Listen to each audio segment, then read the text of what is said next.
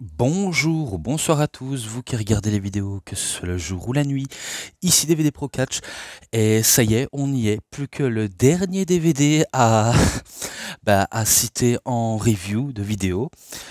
Donc oui, là je vous garantis que c'est le dernier, même si je sais qu'à l'avenir j'en aurai d'autres. Et voilà quoi. En ce jour férié du mois de Pâques et de Poisson d'avril en même temps, il y a de quoi, il y a de quoi de faire mon tout dernier quoi, mon tout dernier vidéo. Bref, j'espère que vous aurez compris. Même si vous avez cliqué sur cette miniature de qui il s'agit, voilà. Je préfère quand même vous le dire et vous le montrer, sans trop suspense, évidemment. Donc, le DVD de The American Nightmare de Best of Cody Rhodes, en 2 DVD. Donc oui, le DVD sur Cody Rhodes, auquel, dès que je l'ai vu dans un prix pas très cher, j'ai vite sauté sur l'occasion pour le prendre. Je sais que celui-là, il existe de la DVD de la Ring of Honor, avec Cody Rhodes, auquel je sais qu'il existe. Mais ça, on verra bien avec le temps si je le posséderai ou pas. Ça dépend, ça dépend du prix du tarif, si on me demande pas de payer trop cher aussi. Mais pour l'instant, je ne sais pas et on verra bien. Donc voilà. Donc là, c'est tout le résumé. Il est en anglais, malheureusement. Il n'existe pas de version française. Et il dure 4 heures et 28 minutes.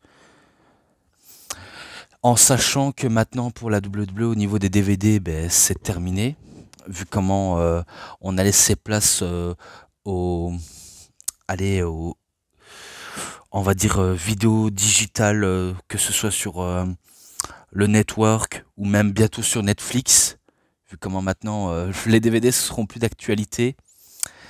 C'est un changement auquel on a un peu du mal, mais il faut accepter avec le temps. Peut-être qu'on va l'accepter, mais bon, c'est un peu, c'est un peu un crève-cœur pour tous les collectionneurs, hein. Si on a qui ont le cœur brisé, je comprends, mais c'est la vie, c'est le futur. Vaut mieux penser au futur que du passé. Mais bon. Et par contre, excusez-moi si vous entendez, je crois que vous entendez un peu de bruit. Ça vient des enfants qui jouent dans la cour de mon appart, donc faites pas attention au bruit. Donc voilà, je vous montre les DVD, parce qu'il y a la liste avec. Donc le logo de Tête de Mort en mode couronne d'Amérique, un peu cauchemardesque, vu comment la gimmick du American Nightmare, c'est une gimmick du cauchemar américain. Et ça, j'espère que vous le saviez. Donc vraiment pas mal, la pochette blanche pas mal, le rouge et le bleu aussi. Et la liste. Là, c'est le DVD 2. Là, on passe au DVD 1. Alors, dans le disque 1, on a ses tout débuts du côté de la WWE, parce qu'en sachant que il avait commencé, je crois qu'il avait commencé à la Ohio Valley Wrestling ou dans un autre petit promotion sous forme de club-école de territoire. Je ne sais plus lequel, mais en tout cas, il a commencé à émerger dans une des fédérations club-école auxquelles on lui a bien appris à catcher. Les gens qui disent que c'est pas son père, Dusty Rhodes, qui l'est un peu entraîné, moi je dis que c'est un tout petit peu faux vu comment il a quand même entraîné son fils, comme son grand demi-frère Goldust l'a entraîné aussi, et d'autres personnes qu'il a aussi entraîné, hein. Donc vaut mieux être un peu au courant de tout que ne l'est pas. Même si ça n'a rime à rien, mais je tenais quand même à le dire. Donc ses débuts, ça commence lors du 16 juillet à Raw en 2007. Et c'était ses tout premiers débuts auxquels il affronte Randy Orton. Donc directement sorti dans le grand bain, il affronte Randy Orton, vu comment Orton est en rivalité face à son père, The American Dream, Dusty Rhodes, et auquel bien sûr il va un petit peu faire une bonne impression, mais pendant un petit court instant, il va se faire détruire par Randy Orton. Donc voilà, ça résume une victoire d'Orton qui bat Cody Rhodes devant son papa et que il a tenté d'agresser une nouvelle fois Cody Rhodes alors qu'il était déjà à terre. Et ça force son papa à sortir de ses gonds pour, pour protéger son fils, auquel je comprends. Donc victoire de Randy Orton, et c'était un 3,20 vu comment voilà, on était encore à ses tout débuts et on n'en est pas encore à ses plus gros masterclass. On n'en est pas encore là. Donc voilà, maintenant je poursuis par la suite. Lors de Night of Champions le 29 juin 2008 pour le titre du monde par équipe du côté de Raw, auquel logiquement il fait équipe avec Hardcore Holly ou Bob Holly. Moi je dis de manière complète Hardcore Bob Holly contre Ted DiBiase et un mystérieux partenaire. Alors qui est ce mystérieux partenaire?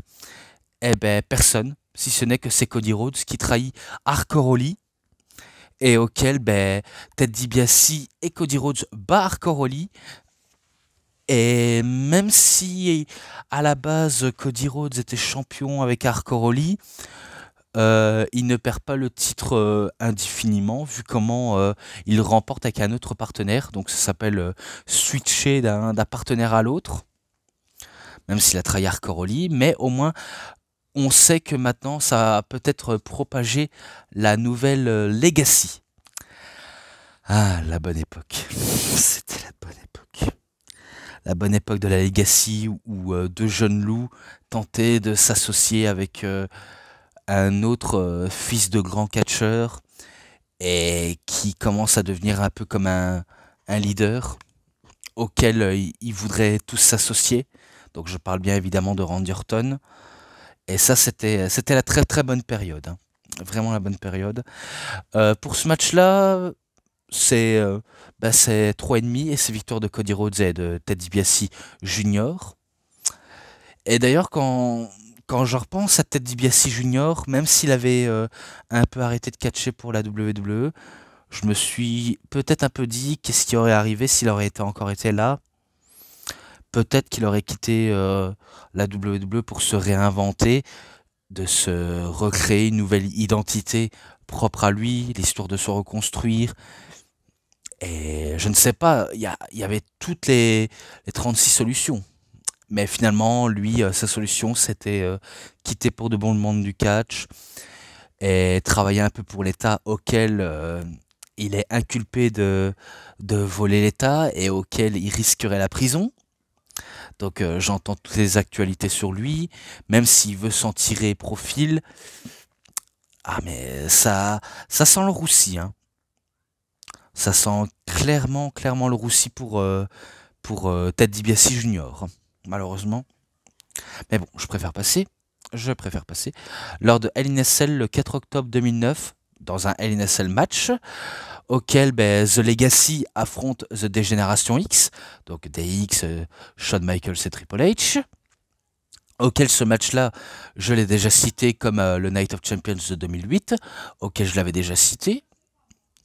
Excusez-moi si vous entendez un bruit parce que ma soeur elle gueule pour rien, parce qu'elle aime pas d'être interrompue, mais bon, faudrait qu'elle se bouge un petit peu, c'est pas tout le temps grand frère qui va tout le temps se bouger.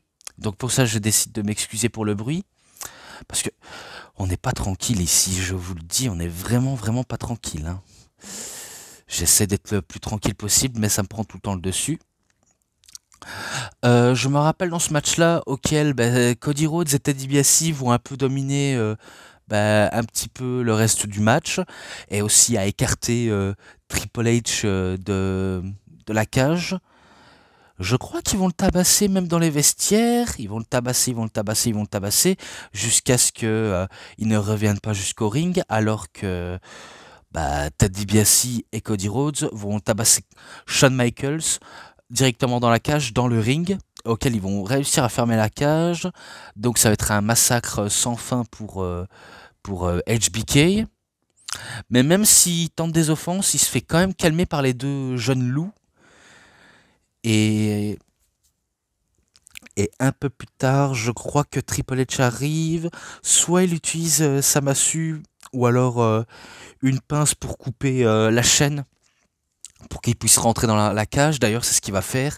Il va rentrer, il va déglinguer les deux les, les deux jeunes énervés. Il va les frapper, il va les frapper, il va les frapper, tenter des grosses prises sur grosses prises. Et après, ce sont les deux vieux briscards qui arrivent à en tenir en main pour, pour donner une correction à DiBiase et à Rhodes en utilisant un super kick plus d'un pedigree. Et c'est les vétérans qui remportent le match. Donc ce match-là, je lui avais mis un 4, vu comment il était vraiment pas mal, même si c'était le main event et que le LNSL du PPV, que vous savez que c'est un pay-per-view payé pour voir et que maintenant on dit PLE, donc Premium Live Event, auquel un ami à moi, auquel je vais tout le temps chez lui, ce n'est pas CC, ce n'est pas Nico non plus, c'est pas. Bref, vous savez pas qui s'agit, mais moi je les connais très bien, mais moi je peux un peu les citer comme Nico, CC, euh, Emric et Michael à la fois. Donc ce sont pas eux, mais plutôt Lulu, que je vais l'appeler Lulu, auquel il connaît absolument rien du tout par rapport. Ouais, c'est la WWE qui dit premier pay-per-view, pas les autres fédérations, alors que si, justement, parce que les pay-per-view, ça existe depuis la nuit des temps. Ça existe depuis la nuit des temps, et auquel ce n'est pas que la WWE qui a abordé cette expression, parce qu'après il y a eu NWA, WCW et d'autres compagnies de catch auxquelles ils ont utilisé cet événement pour faire payer les gens à voir. Mais bon, de toute façon, les incultes, pareil, et les ignorants, il y a de quoi un peu aussi se foutre de leur gueule, alors qu'on essaie d'expliquer tout au fur et à mesure, mais quand ça rentre dans l'oreille et que ça sort dans l'autre, c'est un gros problème. Vraiment un très très gros problème. Et du coup, des fois, ça m'arrive de m'énerver auquel j'ai affaire à des incultes. Alors qu'il y en a qui sont plus intelligents, qui comprennent bien ce que je dis, mais d'autres qui comprennent pas. Non, allez, allez voir ailleurs si j'y suis. Mais bon, même si je disais que ce pay-per-view était un peu, on va dire, pas le plus apprécié à cette période-là, au fur et à mesure du temps, on va un tout petit peu apprécier, je dis bien un tout petit peu, même si après ça va changer de couleur, comme le rouge qui est un peu dégueulasse, je vais pas vous le mentir. On préfère la cage classique, tout gris, tout métallique, et on en passe des trucs. Vraiment, on en passe des trucs. Mais bon, passons, j'ai déjà cité 5-4. Là maintenant, c'est un triple threat, donc un match triple menace, un match de danse à 3, lors de WrestleMania 26, le 28 mars 2010, auquel Cody Rhodes affronte Randy Orton et Ted DiBiase. Donc c'est un match de Legacy qui se déchire entre autres, vu comment on va voir que les trois hommes vont choisir leur destin autrement. Par exemple, Randy Orton, même si c'était lui le leader, il prendra un chemin toujours vers le main event, alors que Ted DiBiase, il va essayer de se faire un nom tant bien que mal, même en marchant les traces de son père qu'il a un peu manqué de respect. Je dis bien tant que mal, même s'il va pas grandement réussir dans la compagnie de Vince McMahon à l'époque. Mais maintenant, ce n'est plus Vince McMahon, maintenant c'est WWE tout simplement avec d'autres dirigeants. Alors que Cody Rhodes, lui aussi va prendre une autre décision, celui d'utiliser la gimmick de Dashing Cody Rhodes, quelqu'un de très fringant, de très beau, quelqu'un qui fait attention à son image, même à sa ligne, prendre des conseils de beauté, c'est vrai qu'à cette période-là, on aimait bien un peu Cody Rhodes, même un peu pour rigoler de lui, mais faut dire, avec du recul, on se dit, certes, il est peut-être détestable, arrogant, méprisable, mais faut dire, c'était divertissant. En tout cas, je le vois de cette manière-là. Même si on verra les tournures des événements auxquels ça va prendre des années plus tard, mais bon, j'en dirai pas plus. Dans ce match-là, même s'ils ont tenté plusieurs alliances entre Cody Rhodes et Ted DiBiase, ça les empêche pas de se mettre sous la figure, alors que Orton, ben, il essaie de les corriger aussi. D'ailleurs, c'est ce qu'il va le faire. Tout ce que je sais, il va faire un punch kick sur Cody Rhodes et terminer avec soit avec un RKO sous Ted DiBiase ou alors sous le punch kick sur Cody Rhodes en le battant. Oui, peu importe laquelle décision, de toute façon c'est victoire de Randy Orton et c'est un 3,40 de toute façon. Et là, WrestleMania 27, le 3 avril 2011, auquel il affronte Rey Mysterio sous la gimmick de celui qui porte un masque, je crois que ça s'appelle Undashing Cody Rhodes, quelqu'un de perturbé qui sent son image détruite, tout ça parce que Rey Mysterio, à cause d'un simple 619, lui a carrément pété le nez. Donc il vend quasiment une blessure au nez auquel il a terriblement mal et auquel ben, il accuse Rey Mysterio de l'avoir volontairement défiguré. Et c'est pour ça qu'il va s'emporter, il va devenir encore plus énervé, encore plus enragé, encore plus perturbé, même en parlant dans ses promos quand il fait quelqu'un qui qui est un peu au bord du précipice. Je sens mon image détruite, et pour ça vous allez le payer. Comme ça, quasiment comme ça. Eh ben, il faisait une promo quasiment de détraqué. Ah, comme quoi, quand on a une image brisée, il y a de quoi devenir fou à la fois. Il y a de quoi devenir. Même si je pense qu'il va se faire un peu démasquer, même si on sait bien que dans la vraie vie, Cody Rhodes n'a pas réellement mal au niveau du pif, ni au niveau du visage, mais il le vendait super bien, il le vendait tellement bien que, que ça, que ça accrochait, alors que Rey Mysterio, c'était un peu le petit héros auquel il faut se ranger, même s'il était sur la gimmick de Captain America. Mais bon, ça c'était pour le WrestleMania Moment. Il va réussir à enlever le masque de Cody Rhodes, à le frapper avec, même si en le mettant le masque sur sa tête. Et après, au moment du finish, Cody Rhodes y sort une genouillère en attelle, auquel il va frapper alors que l'arbitre n'était pas là pour le voir. Mais bon, il se fait frapper à coups d'attelle, discretos, et après il termine avec un simple crossroads. Donc pour la victoire. Et... Ah bah oui, il n'y a pas d'enjeu en fait. Il n'y a pas d'enjeu. J'ai cru qu'il y avait quelque chose d'enjeu, mais non. Mais bref, victoire de Cody Rhodes, et c'est un 3,5 que je lui avais mis avant. Mais bref. Et là maintenant, à SmackDown, lors du 4 novembre 2011, dans un street fight, auquel il affronte Randy Orton, une nouvelle fois son mentor, auquel il ne va pas hésiter à enlever son masque, même à frapper avec, de manière très très sauvage, alors que Randy Orton, il commence à être apprécié par la foule. Il y en a qui disent non, il y en a qui disent oui, alors que à cette période-là, il était apprécié parce qu'il était face et auquel il faut se ranger du côté de lui. D'autres qui disent non, il n'était pas, il était pas si apprécié que ça. Il y en a qui disent oui, il y en a qui disent non, il y en a qui adorent, il y en a qui n'aiment pas. Moi, au contraire, j'aimais bien vu comment il était très divertissant. Ça lui arrive de sortir un peu de son personnage et de et de tournoyer de ce que vous voulez, quoi. Vraiment, il était divertissant. Dans ce match-là, même si ça a été la brutalité avec des objets auxquels il faut se frapper, même avec le masque, et pourtant,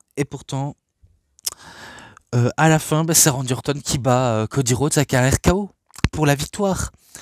Alors qu'il avait délaissé son masque, il en profite pour prendre un sac auquel on met sous la tête, parce que à cette période, quand quand il avait le soi-disant visage défiguré, eh ben, il demandait bah, à ceux qui livrent les sacs en papier de mettre sur la tête parce que il y en a qui pensent que lui les trouve laids.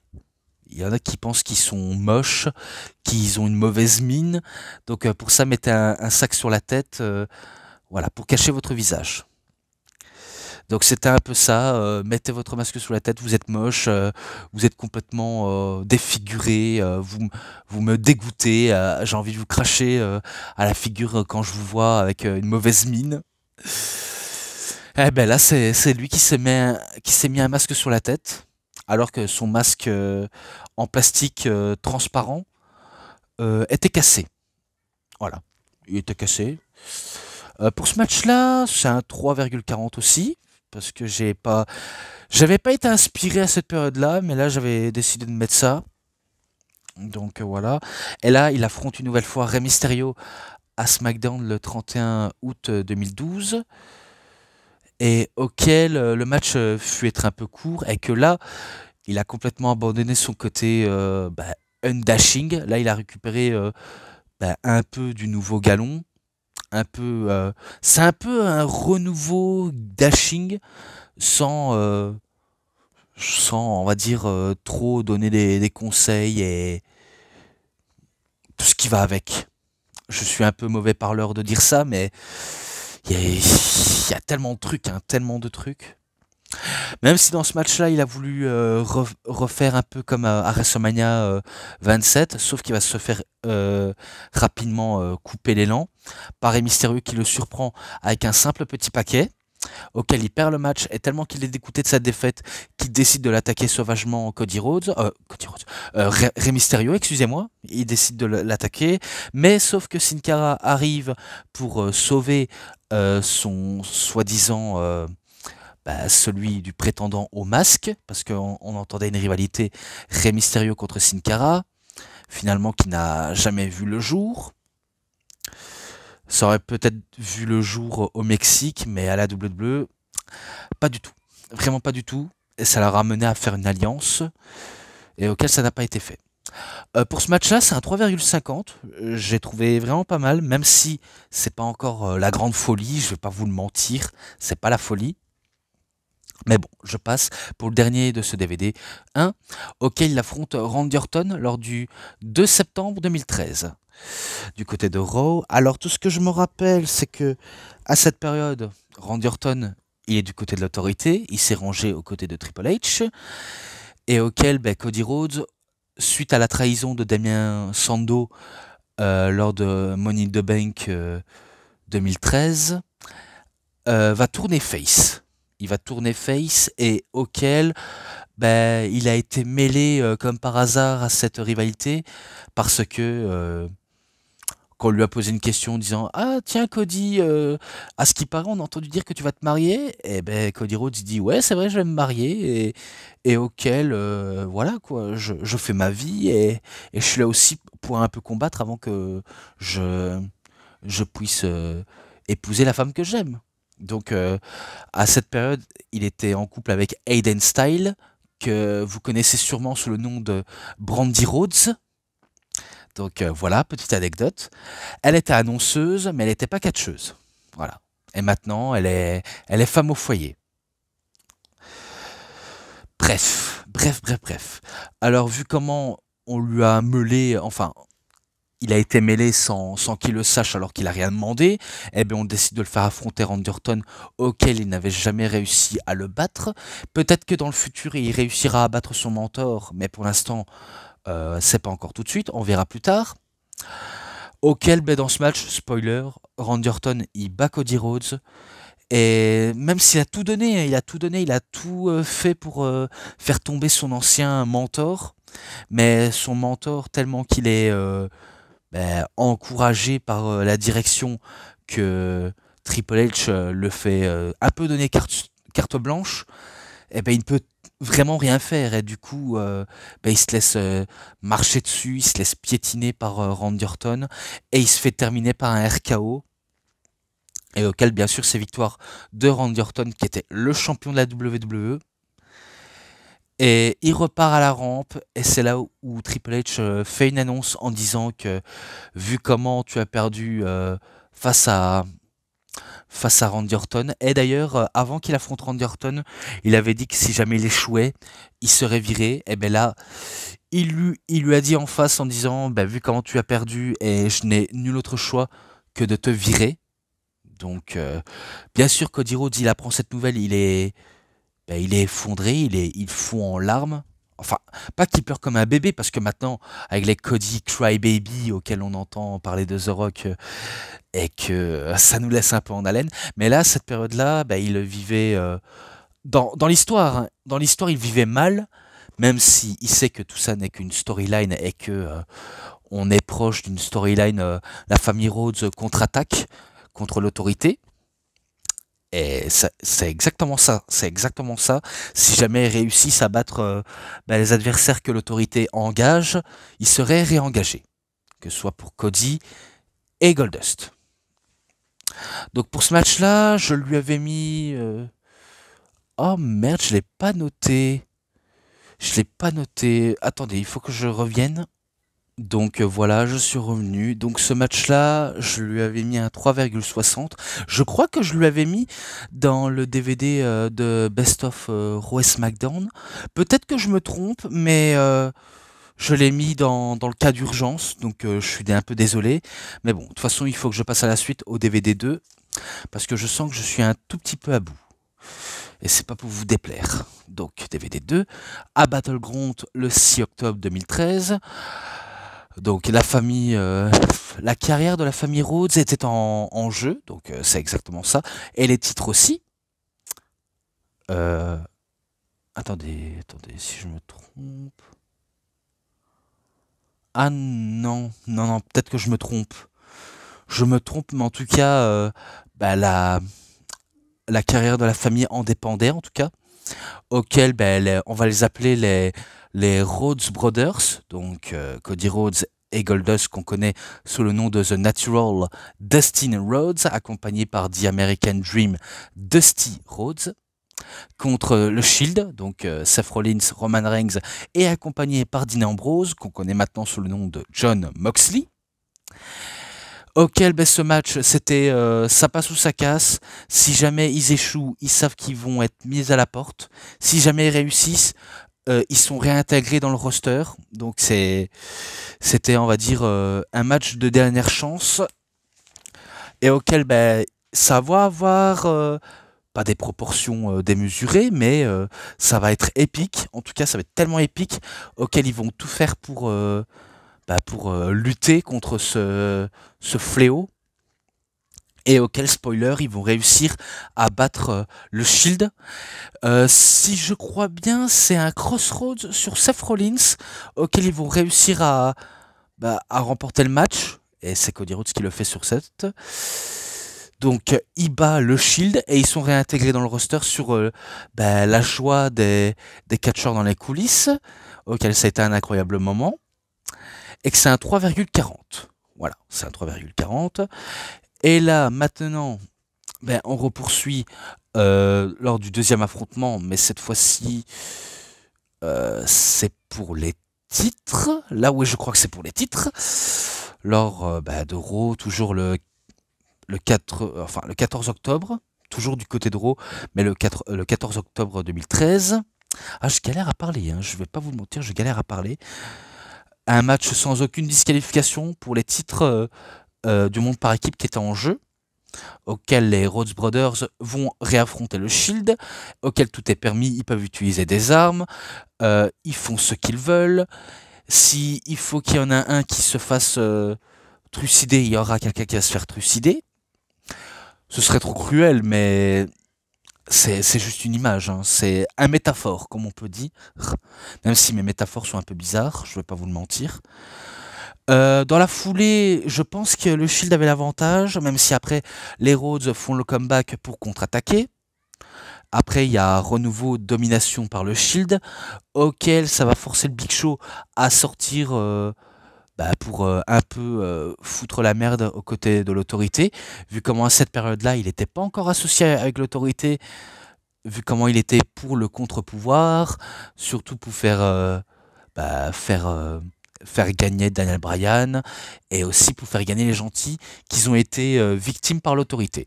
Donc il va arriver, il va foutre un KO punch sur Dean Ambrose et quand Seth Rollins se fait un topé suicidaire ou un topé suicida, comme vous voulez, eh ben, il se fait choper en plein vol et il se mange un gros KO punch et ça reste plus que, que Roman Reigns qui, qui fait face au regard de Big Show et auquel il se fait presque manger un Beautiful Disaster Kick de la part de Cody Rhodes, auquel Roman va l'esquiver, mais en revanche, il va pas réussir à esquiver le KO Punch, auquel il se mange, et c'est la victoire directement au frère Rhodes, vu comment je crois que c'est Cody qui fait le pin sur Roman Reigns.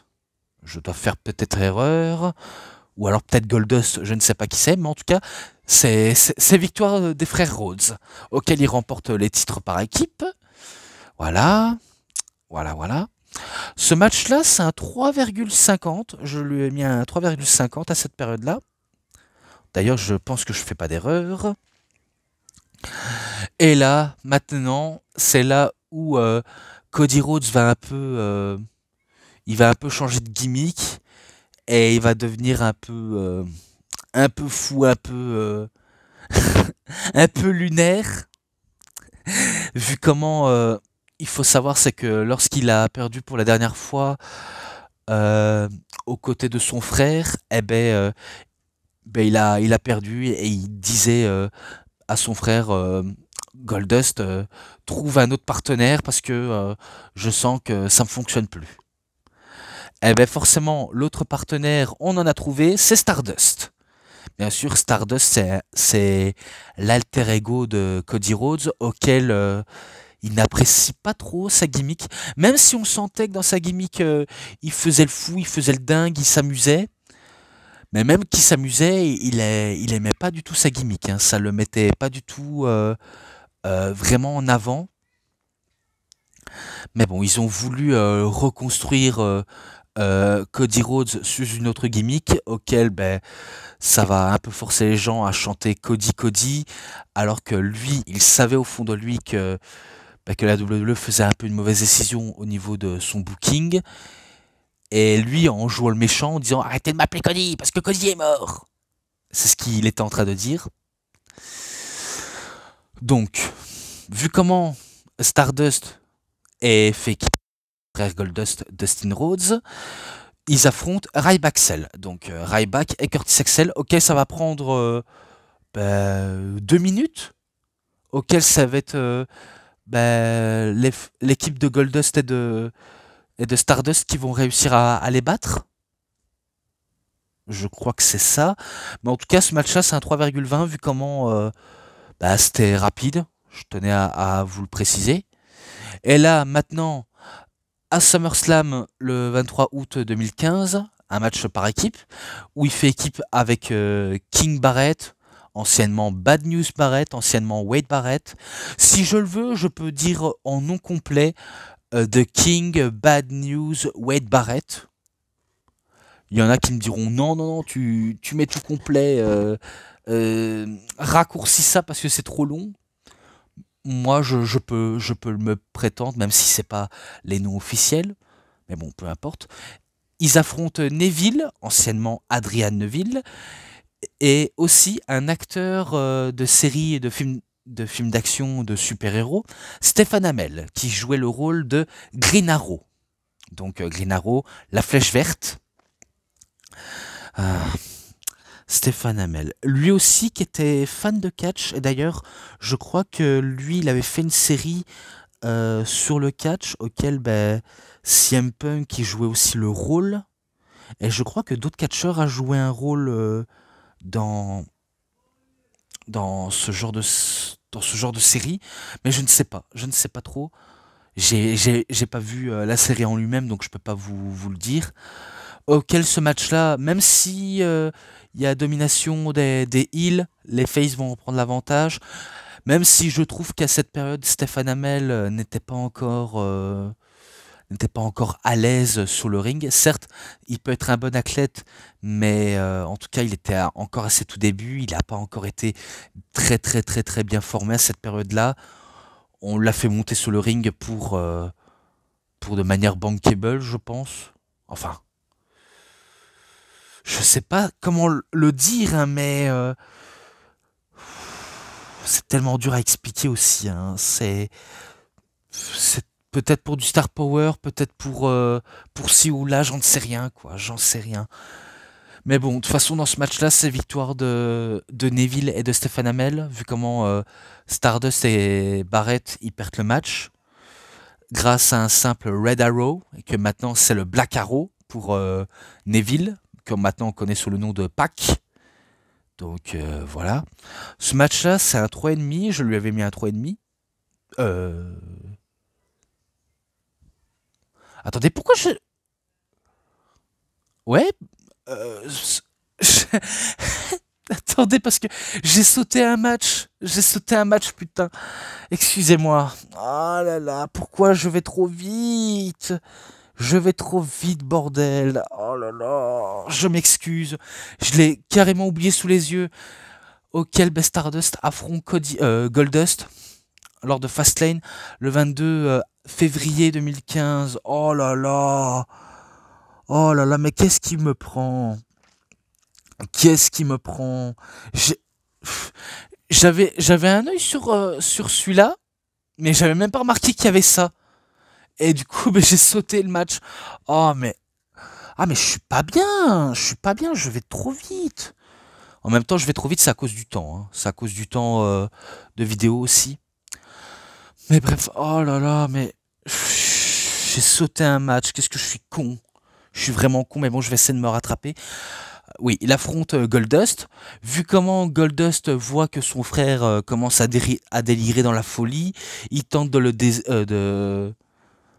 raisonner en disant reviens à toi, tu n'es pas, on va dire, un extraterrestre qui vient d'une autre galaxie, des étoiles, tu commences à t'y perdre, même si Stardust fait comme si il n'a pas perdu l'humanité en lui, vu comment il cherche à en faire quelque chose de fun. Et c'est vrai que c'est un peu bizarre à expliquer, mais il s'était un peu perdu, même si je sais que dans ce match-là, il va perdre contre Goldust, vu comment il s'est fait surprendre par Goldust qui lui a fait un simple petit roll-up, et auquel il va dire non, c'est impossible, je peux pas perdre comme ça, je peux pas vraiment perdre. Donc il faut le voir par vous-même, hein, parce que il faut que je raccourcisse tout, parce que vu comment j'avais un peu sauté sur ça, alors que j'aurais dû aller sur là, mais finalement j'ai fait le con. Bon, c'est pas grave, de toute façon je vais pas recommencer la vidéo, je tenais à vous le dire, je ne recommencerai pas, parce que si je dois recommencer demain, je serai encore ici. Donc voilà. Pour ce match-là entre Stardust et Goldust, bah, c'est aussi un 3,5, donc 3,5 là et 3,5 ici. Et je sais que Stardust, donc Cody Rhodes, je sais qu'il va quitter la WWE aux alentours de 2016, je crois après WrestleMania 32 ou bien avant. Non, pas. Je sais qu'il participe à WrestleMania 32, mais vu comment il a perdu le match de l'échelle, ou un peu plus tard, je ne sais plus, mais en tout cas, il a demandé à se faire libérer de son contrat pour aller lutter ailleurs. D'ailleurs, c'est ce qu'ils vont faire. Ils vont le faire libérer de son contrat. Et du coup, ben, Cody Rhodes, il va aller dans le circuit indépendant, notamment du côté de la TNA, auquel il a fait son apparition avec la musique Kingdom, qu'on connaît tous actuellement, et auquel ben, il essayait de se trouver un nouveau personnage. Après, il va catcher à la PWG, à la NEW, à la AAW, peut-être du côté de la CZW, je ne sais pas, ou peut-être de FSW, j'ai du mal à savoir si c'est vrai ou si c'est faux. Il va aussi catcher en Angleterre, notamment de la WCPW qui devient la Death Wrestling, alors qu'avant c'était WCPW.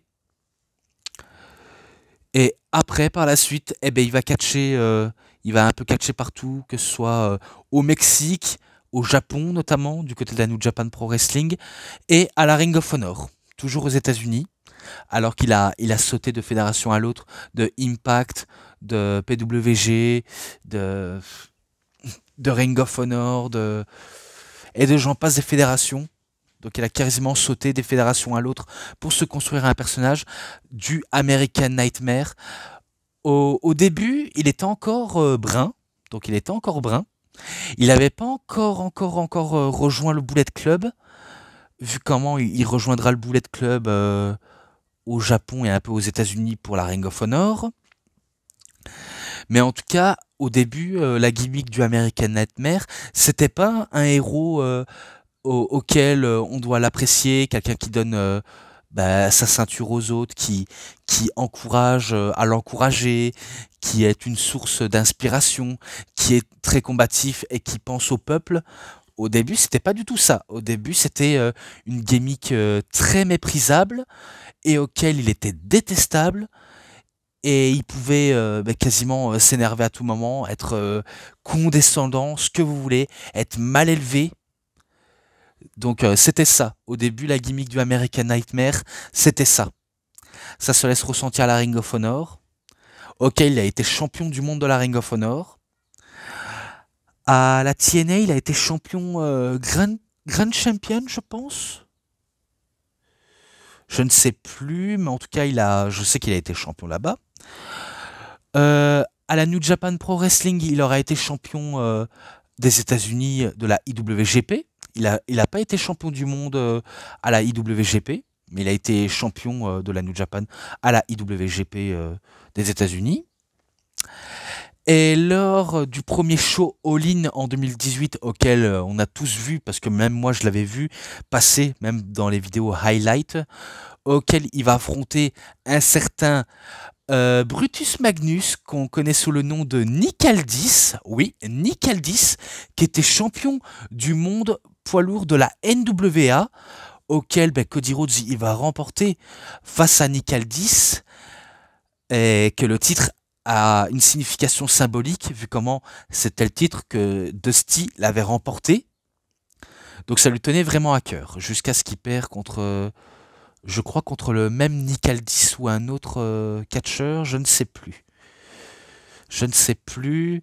Et après, venu en 2019, auquel il va devenir vice-président exécutif de la AEW, aux côtés de Tony Khan, les Young Bucks, Kenny Omega, et avec sa femme aussi, auquel ils vont créer la AEW, et auquel il aura eu des rivalités très intéressantes, notamment avec MJF, Brody Lee, un petit peu avec Chris Jericho, un tout petit peu, je dis bien un petit peu.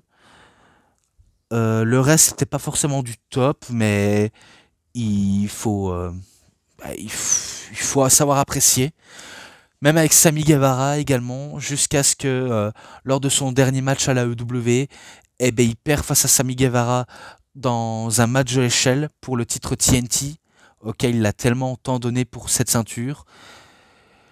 Et à cette période-là, il était à son prime et auquel il a compris qu'il pouvait rejoindre la WWE. Et d'ailleurs, il y avait que des rumeurs qui rimaient à ça, des rumeurs comme quoi il pourrait revenir à la WWE. Et finalement, les rumeurs étaient vraies. Vu comment, venu WrestleMania 38 le 2 avril en 2022, je crois que c'était pendant la première nuit, auquel Seth Rollins il fait son entrée sous les chants de la chorale qui font oh, oh, oh. Donc le fameux thème d'entrée de celui qu'on l'appelle Seth freaking Rollins, celui qui a un rire quasiment presque similaire à celui du Joker, et un peu cette manière de danser un peu comme si comme si rien ne peut l'arrêter, comme si rien ne peut le gêner. Donc voilà tout. Et aussi, il dit allez boy, allez montre-toi, parce que le temps c'est de l'argent. Donc il trépigne d'impatience de savoir qui sera son adversaire auquel il doit affronter. Finalement, des feux d'artifice explosent, et après, on sombre dans le noir. Et là, si vous avez sûrement découvert cette musique à cette période-là, ou bien avant qu'il soit à la WWE, vous savez de quelle musique il s'agit. Je sais pas si je pourrais mettre le son, euh, juste un tout petit son de ça, et après je coupe. Mais après, faut voir si je vais pas me faire striker. Si je me fais striker, j'en ai encore pour ma gueule. Et peut-être que je vous mettrai le message en disant oui, exactement, je me suis fait striker. Parce que j'ai vu avec la vidéo d'Adam Cole sur la musique, je me suis pas fait striker. Mais maintenant, il faut que j'essaye. Si jamais je me fais striker, c'est ma faute. Et si je me fais pas striker, c'est que j'ai réussi mon coup. Mais j'essaierai. Pour l'instant, à l'heure où je filme, je ne sais pas. Mais au moment où je ferai cette illustration et la musique, vous le saurez et je saurai. Donc, il y a ce fameux son. Wrestling has more than one royal family.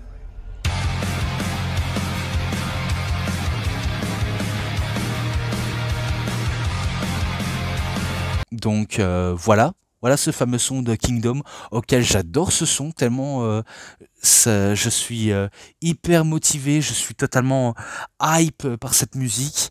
Et d'ailleurs j'espère que vous aussi, et que c'est vraiment de la bombe, hein. Donc quand sa musique a retenti, même moi j'avais popé derrière mon écran de téléphone, vu comment je regardais toujours par le téléphone. Et que bien sûr cette musique je la connais depuis All In et la EW, vu comment à la Ring of Honor j'avais pas encore tout suivi. Je savais qu'il était là-bas, mais la musique j'avais pas prêté attention. Et aussi à la TNA j'avais pas non plus trop prêté attention, mais j'ai vu quelques ces matchs là-bas. Mais sinon la musique je l'avais pas prêté attention. Et ben suite à cette musique, et ben ça m'a fait popper, vu comment on sait que c'est lui. Et du coup, il arrive, et la grosse pop de la foule qui ont su que c'était Cody Rhodes par cette musique, et auquel c'est clairement lui, auquel il va affronter Seth Rollins. Et d'ailleurs, quel match, hein. Vraiment, quel match entre Cody Rhodes et Seth Rollins. C'est vraiment une pépite, ce match-là c'est vraiment une pépite, parce que pour son retour, c'est une masterclass. Même si c'est la première fois qu'un ancien président d'une autre compagnie de catch arrive à la WWE, selon moi, même s'il a déjà été à la WWE, je le sais, faut pas qu'on me jette la première pierre.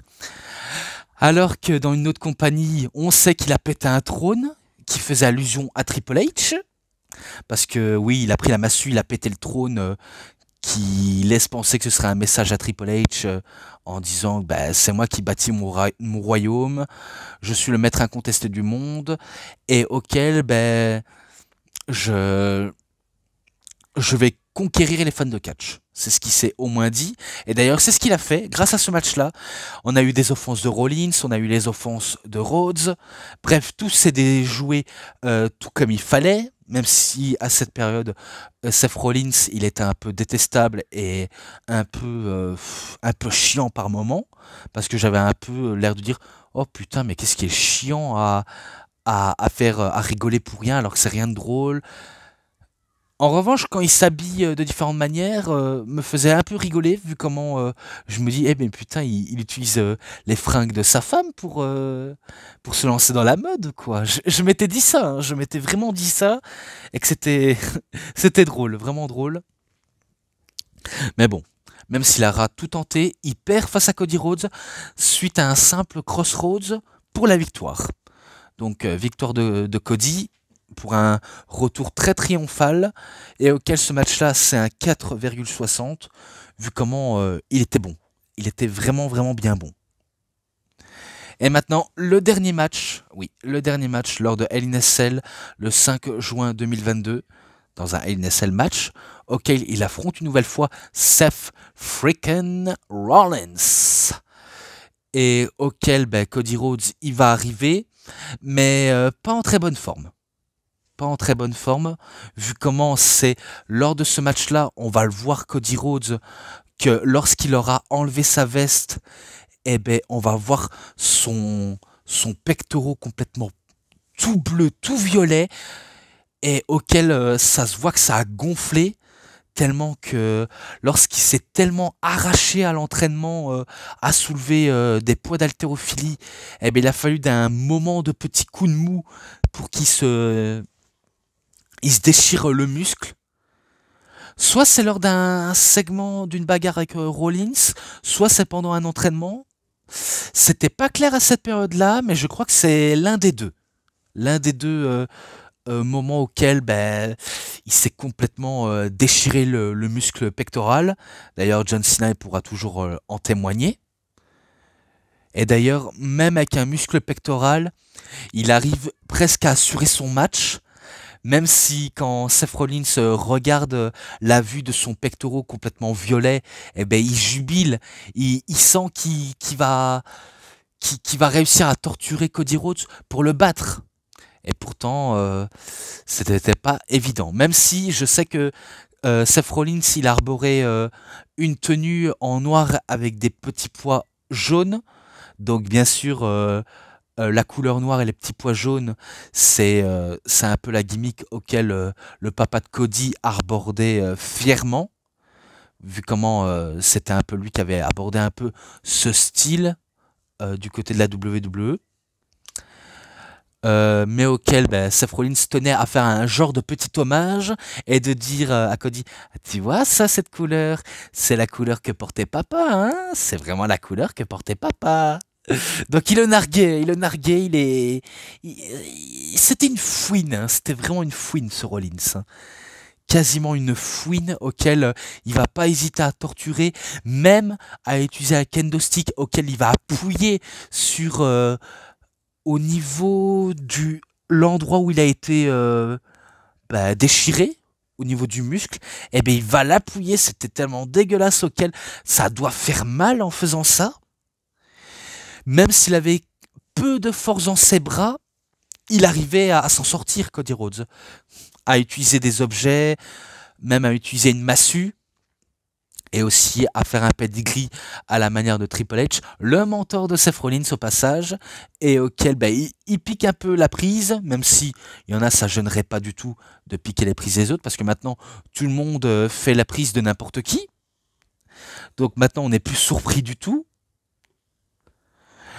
Et après ça, après ce coup de massue, je crois qu'il va faire un crossroads sur Seth Rollins pour la victoire, je pense que c'est ça, parce que je pense que je l'ai vu, même à cette période, quand je l'ai vu 2 fois, eh ben je me dis, ah ben putain, incroyable, incroyable, parce que c'est vrai qu'il y en a, quand ils sont blessés, on les autorise pas du tout à remonter sur un ring, parce que pour les potentielles blessures, ce serait très très risqué, et que vaut mieux pas mettre la santé des autres en danger, on les oblige à ne pas y aller. Mais dans le cas de Cody Rhodes, il voulait y aller, vu comment il voulait terminer ce qu'il avait commencé avec Seth Rollins. Et du coup, ils lui ont fait confiance. Et là, il s'est dit, vas-y, si tu te blesses, on n'est pas responsable de ton état. Ce sera toi le seul et unique responsable. Et auquel il est conscient de quel il est responsable, mais ça l'a pas empêché de poursuivre le match et de finir son match malgré son pectoral qui était totalement violet, hein. Et voilà comment s'ensuit. Je sais que ce match-là, il a été noté 5 étoiles par Dave Meltzer du Wrestling Observer. Je peux comprendre qui peut mettre un 5 étoiles à ça. Mais après, c'est vrai qu'il a beaucoup de courage, Cody Rhodes, de finir un match avec un pectoral complètement violet, complètement pété, complètement HS. Mais je sais pas comment vous le dire correctement. On peut faire un match 5 étoiles si le match est terriblement bon. Mais dans un cas comme celui-ci, il était bon, hein. Je dis pas qu'il est mauvais. C'est vraiment un match à avoir comme son match retour. Mais je suis un peu difficile, je vais pas le mettre un 5. Pour moi, un 4,80 suffit. Parce que je tenais à vous le dire. Je lui mets un 4,80 parce que le match était excellent. Et aussi, Cody Rhodes, tel un super-héros, il lutte pour la vie d'autrui, il lutte pour sa santé, il lutte pour, euh, pour réussir. Et tel un super-héros, il a su porter sur ses épaules le poids de la compagnie qui était sur lui, et dans ses biceps, dans son pectoraux, dans son cœur, bref. Il a porté la compagnie comme ça. Et du coup, je me dis, suite à sa gimmick du héros américain modèle, on pourrait qualifier un peu de Cody Rhodes de Homelander, même si, attention, Homelander est peut-être un héros auquel il a beaucoup de charisme, mais selon moi, c'est un héros qui a énormément de défauts, et aussi, c'est loin d'être un saint, Homelander. Mais en tout cas, on va dire que Cody Rhodes, c'est un peu le Homelander, un peu le Superman blond auquel il a du cœur, du courage, et, euh, et auquel il pense à sauver la veuve et l'orphelin. La veuve et l'orphelin. Et auquel, qui sait, ce sera lui le visage de la WWE, qui sait, hein, vu comment Seth Rollins, Roman Reigns est le visage de la WWE, un visage heel, mais il peut être le visage bah, pour passer le flambeau à Cody Rhodes. Et vu comment on a à l'approche de WrestleMania 40 en 2024, auquel il va faire équipe avec Seth Rollins contre le Rock et Roman Reigns, et suite à la nuit 2, il va affronter Roman Reigns. Maintenant, on va voir s'il y aura peut-être un passage de flambeau, un passage de témoin, qui sait. Et est-ce que The Rock va trahir Roman Reigns, ou alors est-ce que Seth Rollins va trahir Cody Rhodes? Que de questions à se poser, on ne sait pas, on verra quand ce sera le jour J. Bien sûr, je ferai cette vidéo. Tout d'abord, je ferai Stanley Delver en premier. Et je crois dans son intégralité, je ferai WrestleMania 40 pendant la nuit 1 et la nuit 2 en intégralité aussi. Donc voilà, vu comment j'ai rien d'autre à faire, je pourrais m'attaquer à la tâche comme ça. Donc je pense que ça serait largement suffisant. Donc moi j'en ai fini, en tout cas j'en ai terriblement fini. Et franchement, il est pas mal hein, ce DVD, même si encore une fois il n'est pas en français, mais bon, vaut mieux l'accepter comme ça. Vaut mieux l'accepter comme ça, même si c'est pas tous donné à tout le monde. Mais bon, il faut accepter tout de même. Vraiment tout de même. Alors, pendant les matchs et l'ensemble, je lui mets un 4,70 parce que j'ai terriblement bien apprécié. Et s'il y a un DVD de la Ring of Honor de Cody Rhodes, je le ferai, bien sûr. Pour l'instant, c'est qu'une question de temps. Et je ne sais pas plus pendant les jours qui viendra. Ça pourrait venir dans un mois ou deux, ou si jamais on me fait une proposition, j'accepterai. Si on me demande pas trop cher, bien sûr. Mais bon, voilà. En tout cas, on espère pour WrestleMania 40 que enfin, que Cody Rhodes finit sa foutue histoire. Voilà, c'est tout ce qu'on demande. À WrestleMania 39, il a raté le coche. À WrestleMania 40, il peut pas rater deux fois. Il peut pas rater deux fois. C'est maintenant ou jamais. Point barre. Et moi, pendant ce temps-là, j'en ai terminé. Donc c'est tout pour cette review. C'était DVD Pro Catch. J'espère que ça vous aura énormément bien plu. Et si vous avez aimé cette vidéo, vous savez ce qu'il vous reste à faire. Likez la vidéo, commentez, partagez, abonnez-vous à ma chaîne et cliquez sur la petite cloche pour avoir plus des notifications et des prochaines vidéos. Et moi, je vous dis bonne journée, bonne soirée à tous. Au revoir, bien sûr, tout le monde, pour une prochaine vidéo. A plus à tous les fans de catch. Allez, bye bye tout le monde.